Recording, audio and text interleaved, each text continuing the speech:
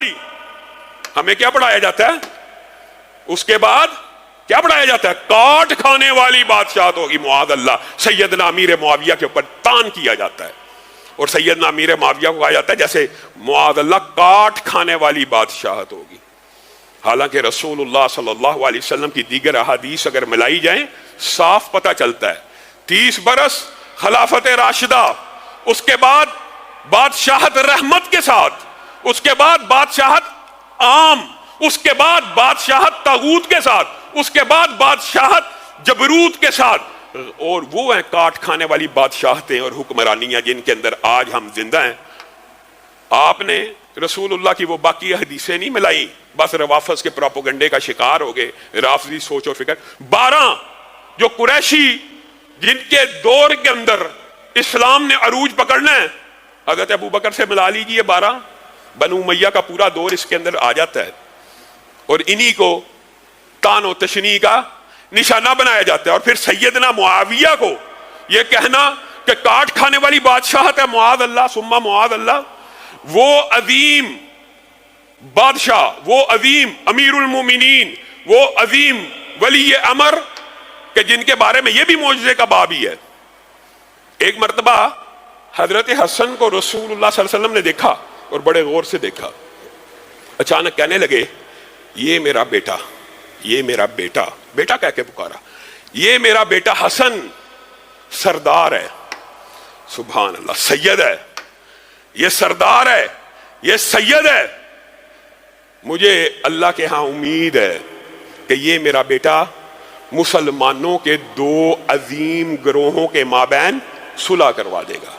اب ایمانداری سے بتلائیے رسول اللہ صلی اللہ علیہ وسلم کی حدیث کے اندر لفظ کیا ہے؟ مسلمانوں کے 2 فئتین عظیمتین، 2 گروہوں، اور 2 گروہوں کی جو صفت بیان کی ہے وہ کیا کی ہے؟ عظیمتین، 2 عظیم الشان گروہ. رسول اللہ صلی اللہ علیہ وسلم تو سیدنا معاویہ کے گروہ کو بھی عظیم الشان کہہ رہے ہیں، سیدنا حسن کے گروہ کو بھی عظیم الشان کہہ رہے ہیں، اور آپ ان کو کاٹ کھانے والی معاذ اللہ بادشاہت کہتے ہیں. آپ اپنے عقیدوں کی اصلاح کیجئے. یہ رحمت والی ملوکیت ہے، یہ رحمت والی بادشاہت ہے کہ جس کے بارے میں رسول اللہ نے پیشین گوئی کی کہ یہ میرا بیٹا صلح کروائے گا مسلمانوں کے 2 عظیم الشان گروہوں کے مابین. اور قربان جائیں سیدنا حسن کی سیرت کے اوپر بھی. آج چھوٹی چھوٹی بادشاہتیں اور چدراہٹیں ہوں کوئی نہیں چھوڑتا. یہ رسول اللہ کا بیٹا ہے، خلیفۃ المسلمین ہے، مسلمانوں کا خلیفہ ہے. حضرت امیر معاویہ کے ہاتھ پہ آ کے بیعت کر لیتا ہے اور کہتا ہے میں اپنی خلافت سے دستبردار ہوتا ہوں تاکہ مسلمانوں میں انتشار اور اشتراک اور یہ جو لڑائیاں ختم ہو جائیں. بتائیے اس سے بڑی کیا قربانی ہو سکتی ہے؟ اور پھر سیدنا امیر معاویہ مسلمانوں کے اجماعی طور پہ اکیلے سیدنا معاویہ خلیفہ رہے، اور ان کے دور میں جو اسلام نے ترقی کی اور جو فتوحات کی. اور سیدنا حسن کو بعد ان کے ساتھیوں نے تانا دیا تھا صلح کرتے ہو، یہ بھی پیشین گوئیوں کے باب میں سے ہے. صلح کر لیا تمہارے باپ نے، علی نے تو نہیں تھی کی، یعنی ایک بھڑکانے کے لیے اور ایک تانا دینے کے لیے. حضرت حسن مسکرانے لگے، اللہ کی قسم میں جو چیز جانتا ہوں تم نہیں جانتے.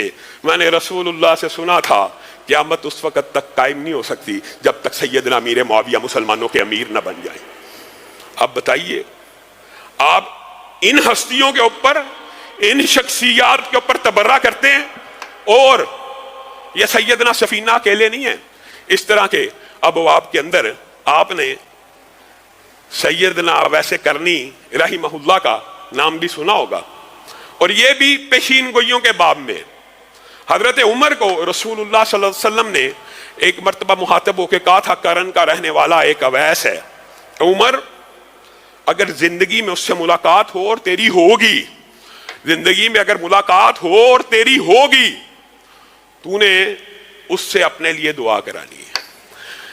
اس کی نشانی یہ ہوگی، عمر اس کی گردن کے اوپر ایک فل بیری کا چھوٹا سا نشان رہ گیا ہوگا. اس کو پہلے فل بیری کی بیماری ہوگی، لیکن وہ سکڑتے سکڑتے اس نے اپنی ماں کی ایسی خدمت کی ہے کہ وہ ایک نشان سا رہ گیا ہے، اور اس کی ماں کی خدمت کا اللہ تعالیٰ نے اس کو عجیب و غریب بدلہ دیا ہے کہ جب وہ ہاتھوں کو اٹھاتا ہے اللہ تعالیٰ اس کی دعا کو سن لیتا ہے. جب وہ ہاتھوں کو اٹھاتا ہے اللہ تعالیٰ اس کی دعا کو سن لیتا ہے. سیدنا عمر پوری زندگی یمن سے آنے والوں کا جب بھی قافلہ آتا تھا پوچھا کرتے تھے اویس اس قافلے میں کوئی اویس نامی ہے؟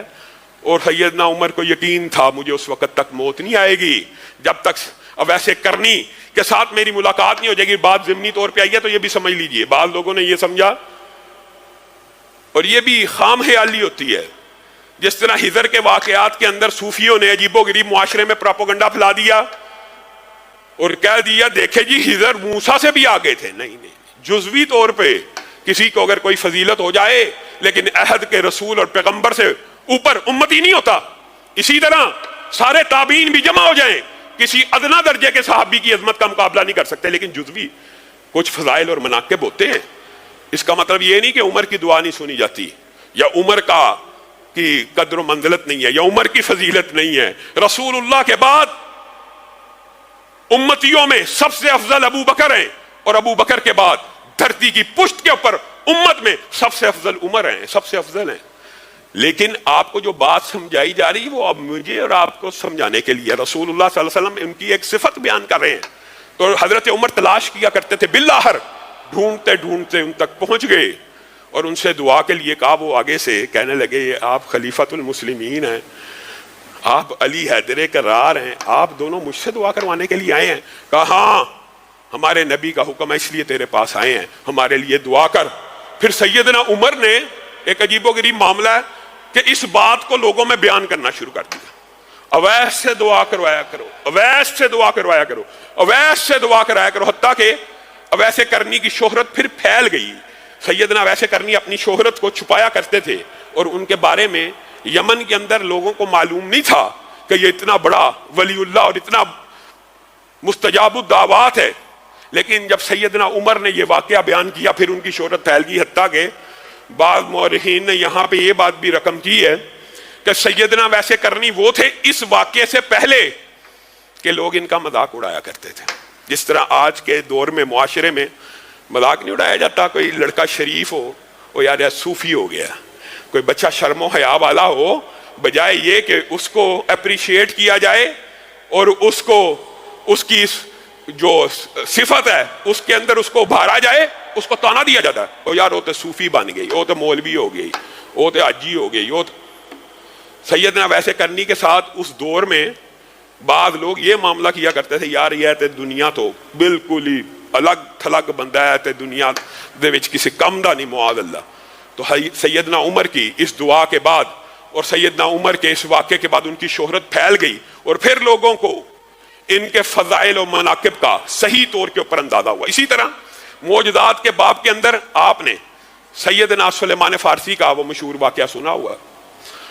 سیدنا سلیمان فارسی کا قبول اسلام یہ ایک لمبا چوڑا واقعہ آپ کے سامنے پہلے سیرت کے ابتدائی دروس میں رکھ چکا ہوں. انہوں نے پہلے دن آ کے کھجوریں پیش کی تھیں اور کہا تھا صدقے کی ہیں, تو رسول اللہ نے کہا تھا ہم صدقہ نہیں کھاتے. اگلے دن آ کے تحفے کے طور پہ پیش کی اور وہ جانچنا چاہتے تھے کہ یہ رسول صلی اللہ علیہ وسلم نبی ہیں کہ نہیں. تو رسول اللہ صلی اللہ علیہ وسلم نے قبول کی. پھر انہوں نے جب اسلام کو قبول کیا, لمبا چوڑا واقعہ, مہر نبوت کو دیکھا, چوما, اس کے بعد انہوں نے اپنی ایک بات رسول اللہ کے سامنے رکھی تھی. اے اللہ کے رسول, یہ یہودی نے مجھے اپنا غلام بنا لیا ہے اور اس نے میرے ساتھ مکاتبت کی ہے کہ میں اس کو پورا ایک باغ کھجوروں کا لگا کے دوں گا. اور میرے بھائیو یہ جو مکاتبت ہوتی تھی کھجوروں کا باغ لگا کے دوں گا اور جب تک وہ کھجور پھل نہیں دے گی یہ میرا غلام رہے گا. اس مکاتبت کے اندر یہ شرط اس لیے رکھی جاتی تھی ایک آم کا پودا آپ لگائیں آج, اس کو پھل دیتے ہوئے 5 7 8 اب تو ہائیبریڈ بھی آگے, چلو 4 سال تو لگ جاتے ہیں.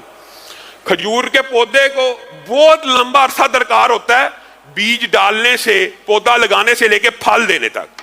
اس کا بھی خیال تھا 10 20 سال یہ میرا غلام رہے گا. تو رسول اللہ صلی اللہ علیہ وسلم نے جب آپ کی یہ بات سنی تو صحابہ کو کہا لاؤ صدقہ کرو سلمان فارسی پہ, پودے لے کے آؤ چھوٹے چھوٹے, آؤ اس کے لیے باغ لگاتے ہیں. اور رسول اللہ صلی اللہ علیہ وسلم نے حکم دیا میرے علاوہ پودا کسی نے نہیں لگانا, میرے علاوہ پودا کوئی نہ لگائے, میرے علاوہ پودا کوئی نہ لگائے. یہاں پہ حکم تھا. اس وجہ سے یہ بھی بات رافضیوں نے پراپوگنڈے کے طور پہ استعمال کی ہے, میرے علاوہ پودا کوئی نہ لگائے. پودے جمع ہو گئے, رسول اللہ صلی اللہ علیہ وسلم نے اللہ کا نام لے کے اس یہودی کے باغ میں پودے لگانے شروع کر دیے.